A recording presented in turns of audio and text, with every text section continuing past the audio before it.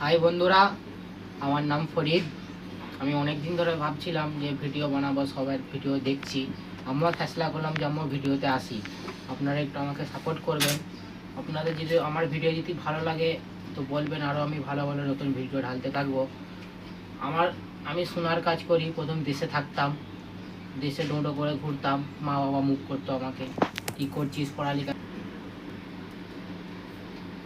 তো আমি ফেসলা করলাম সোনার কাজে আসবো। সোনার কাজে এলাম, এসে এক বছর 2 বছর ভালোই কাজ চলছিল। এর মধ্যে আস্তে আস্তে সোনার দামটা বাড়তে লাগলো। সোনাওয়ালাদের একটু ঘাটা চলছে। এখন দাম বেশি ছিল, এখন আবার কমে গেছে, কাজকর্ম নেই। কী হবে, কি করব, কিছু ভাবতে পারছি না। তাই লেগে আমি হাতে ধরে ফোন ধরে ভিডিও বানানো শুরু করলাম।